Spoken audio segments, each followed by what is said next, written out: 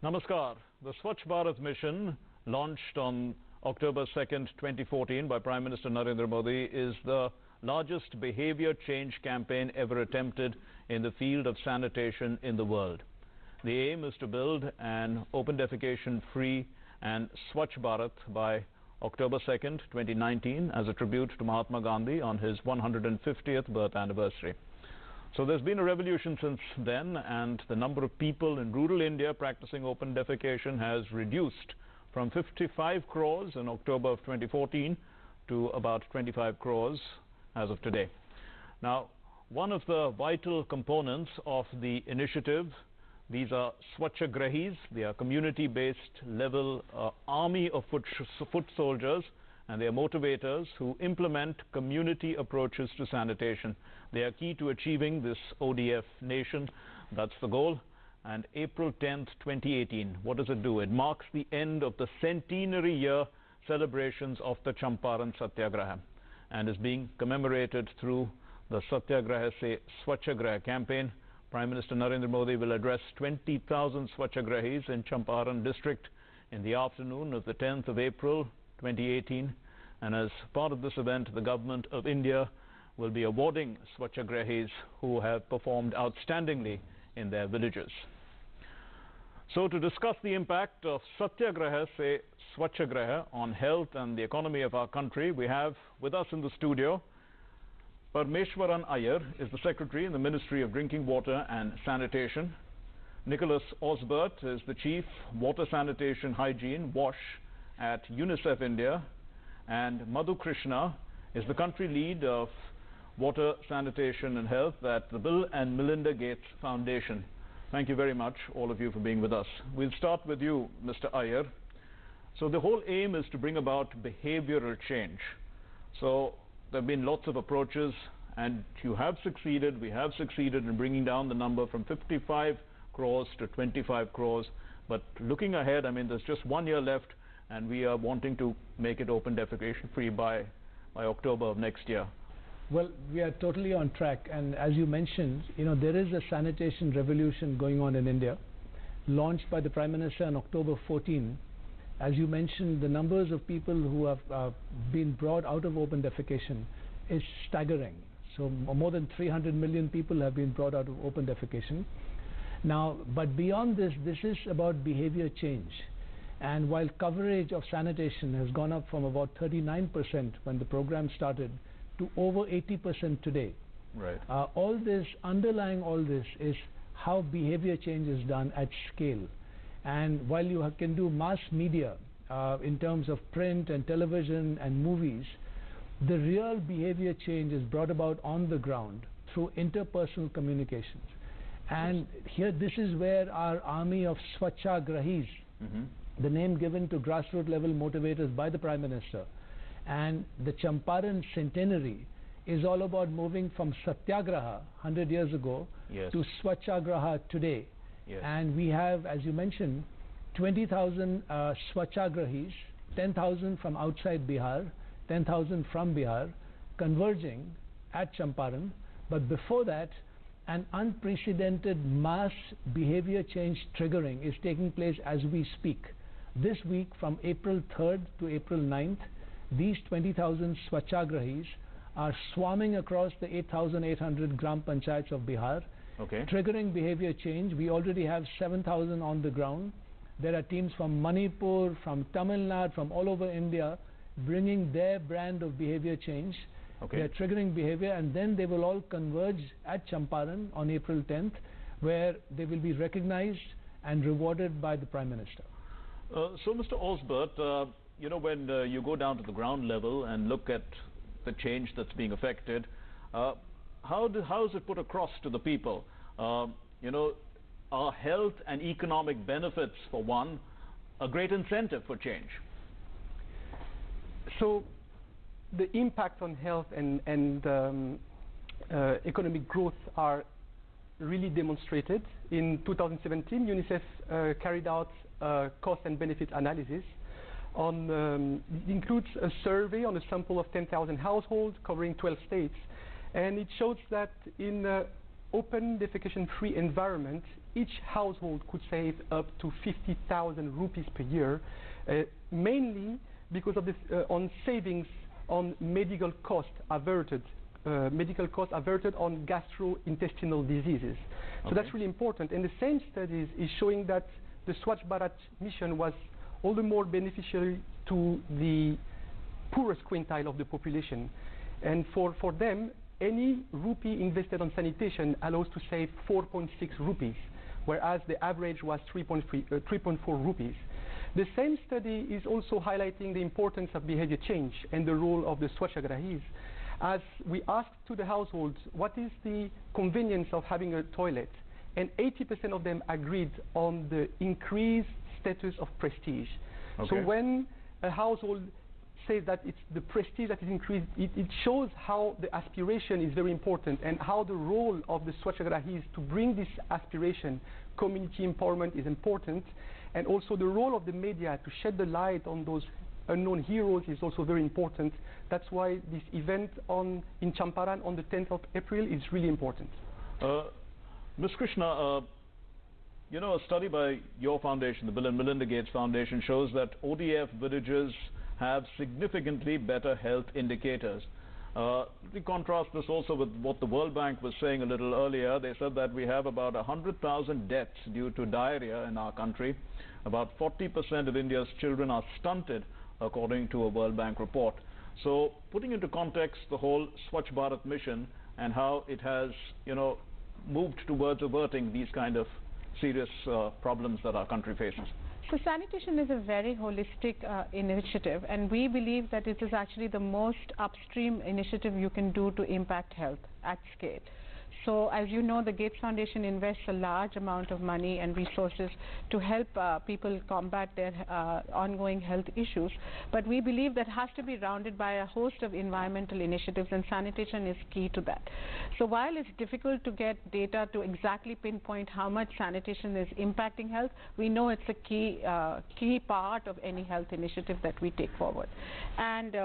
And more than that, it provides, as Nicolas said, it provides aspiration, it provides progress, women's empowerment. We know that women are more adversely affected by the lack of sanitation at home.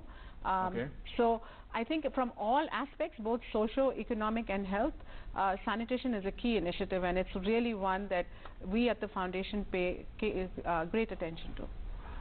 Mr. Iyer, as an incentive, when we look at you know, the sort of economic benefits, the Prime Minister has been talking about waste to wealth, and the government has been working on various thinking out of the box to move from sort of waste management to resource management. Could you, you know, run us through some of the ideas that are being generated in this area?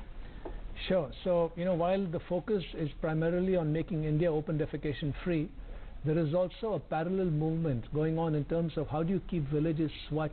And in fact, so when you talk of solid waste management, there is in fact wealth from waste. So a couple of the initiatives which are going on, one of them which will be launched very soon is the Gobar Dhan initiative, of how can cattle waste be collected, aggregated, converted to energy, and also to bio slurry, which is basically organic fertilizer. So that one is going to be launched at end of April.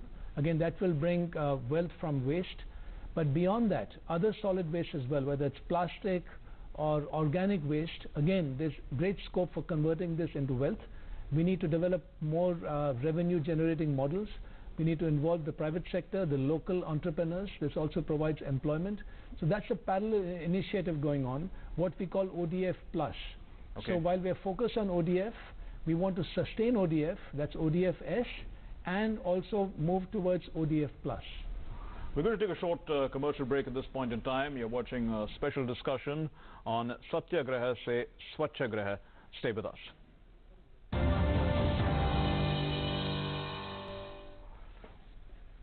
Welcome back. Let's turn to Mr. Osbert now. You know, there was a World Bank study that was done in 2007 which said that the Indian economy lost about 6% of its GDP due to a lack of sanitation.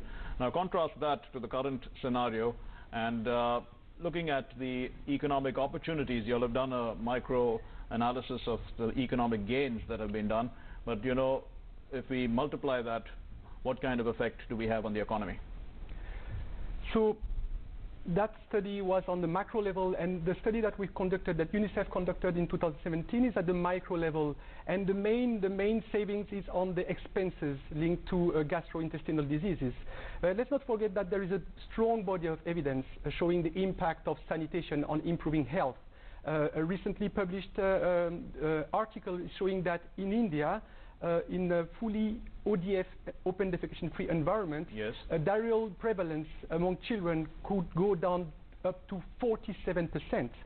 We also have a lot of evidence on the impact of sanitation on decreasing stunting, which is the delaying growth of children because their guts are damaged and they cannot absorb nutrients correctly. But beyond those health aspects, let's not forget the other aspects.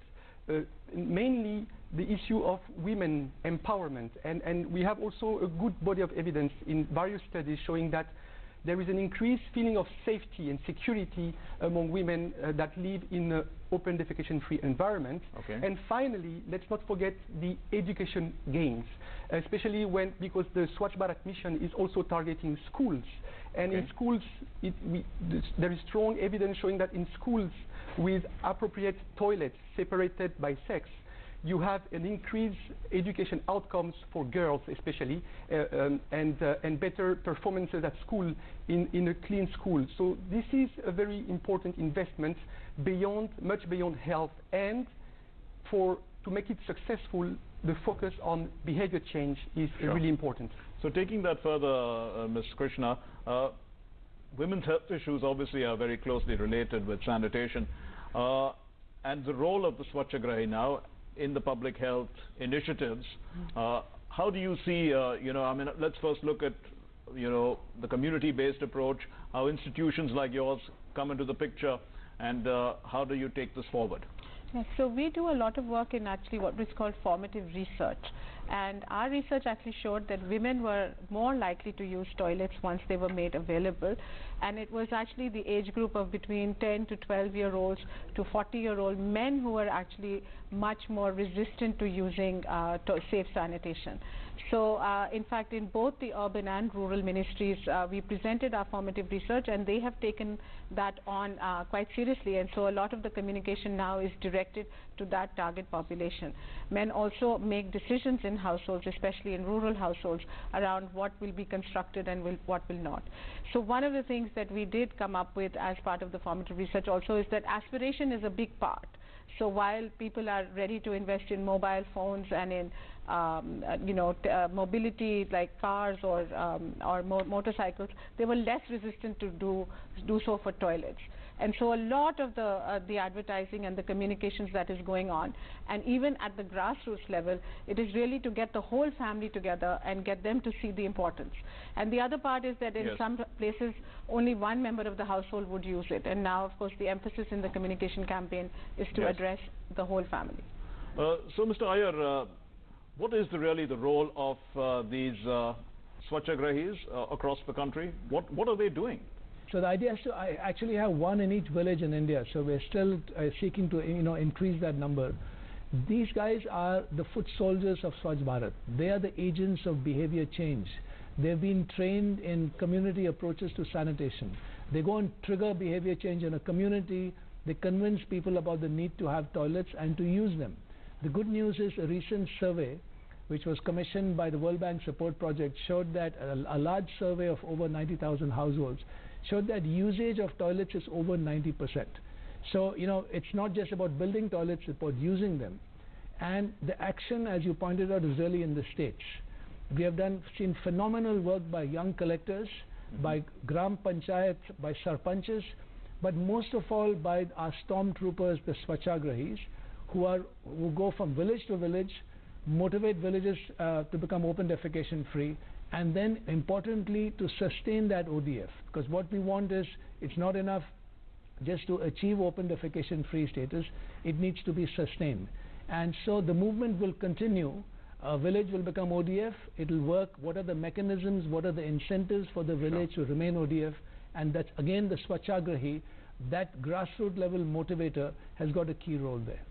So what are some of the incentives that, because they work with cooperative institutions, they work with ashas, they work with Anganwadi workers, women's groups.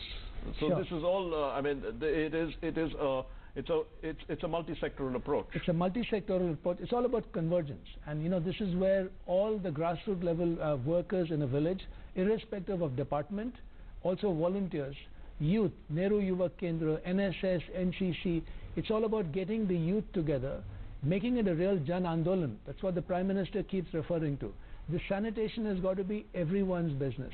How do you converge? How do you get everyone together? Right. And typically the leader of that in a district is the collector. Mr. Osbert, another, let's say, analysis done by UNICEF says that every rupee spent on improving sanitation leads to a saving of 4 rupees 30 paise. So it's a 430% benefit. Now, all this analysis that you're putting forward, ultimately it has to reach the person so that, you know, at the end of the day, they feel that they're getting something out of it. I mean, there are plenty of benefits otherwise as well. But the economic benefits, I come back to that. I mean, you're the one who's actually putting those figures out. So, I mean, how important are they?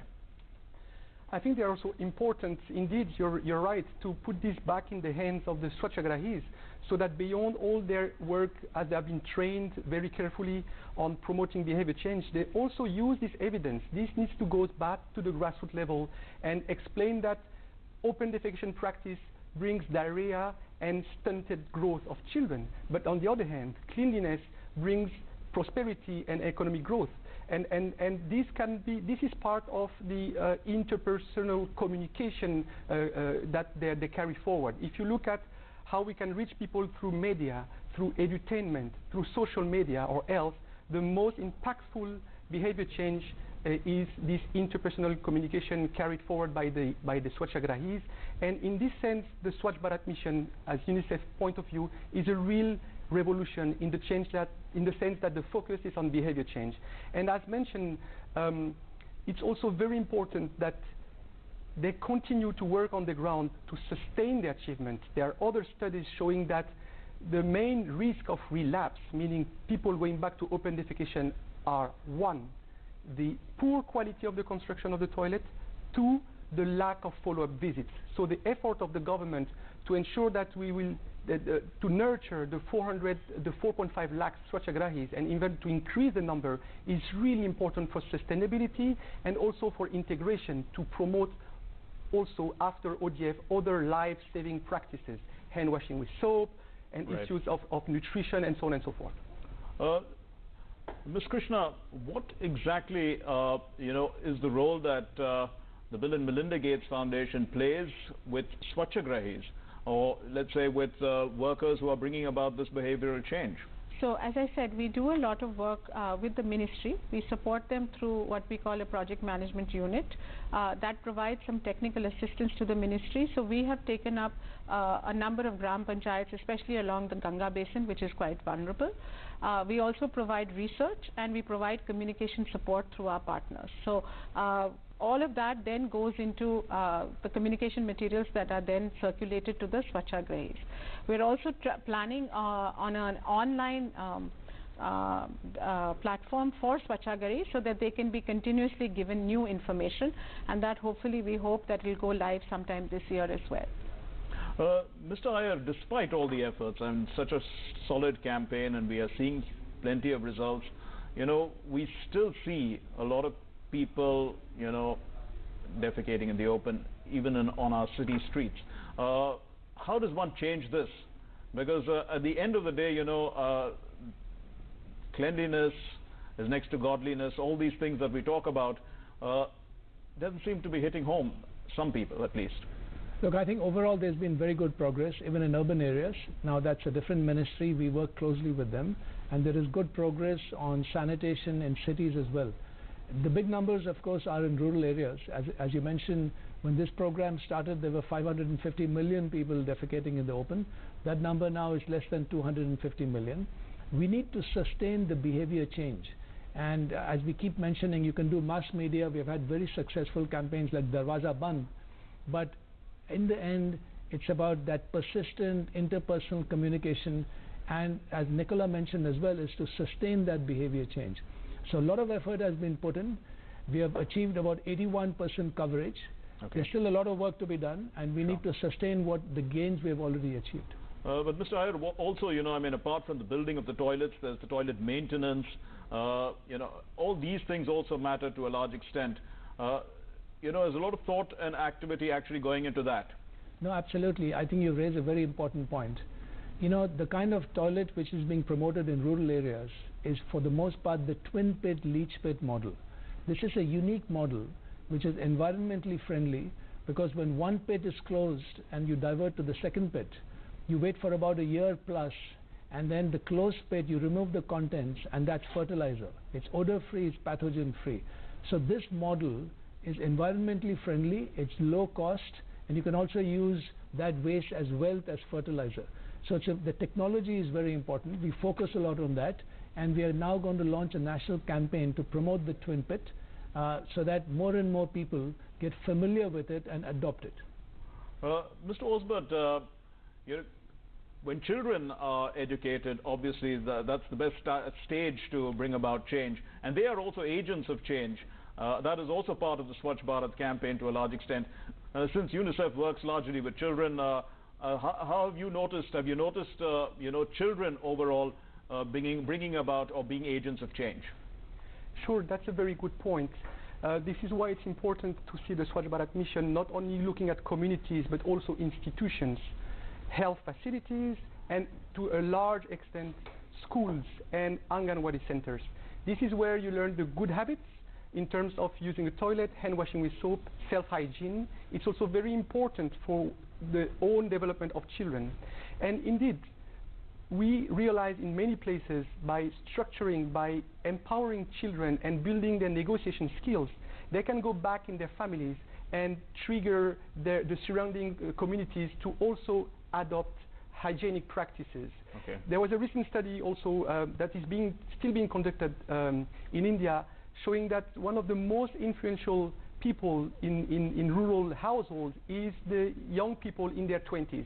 Okay. So that's also a segment that we try to target of the population in order to carry forward the messages. And I've run short of time, but a final word from you, Ms. Krishna. Actually, the role of women also is probably greater, you know, if not equal to that of children. Absolutely, and as I said, women actually are very quick to adapt to toilet use, and you know, they also understand the value for their family, and anecdotally actually they start talking very quickly about saying, I've used the toilet, everyone uses the toilet, and the number of times that I've had to take my children to the hospital is reduced dramatically. So they actually understand the health and the economic benefits to them very fast in a household. And to the extent that we can empower them to have a stronger voice, I think the mission will be even more successful, especially in sustaining use, which is an end goal for us. Ms. Madhu Krishna, Mr. Parmeshwar Iyer, and Nicola Osbert, thank you very much for joining us on this program. Thank you.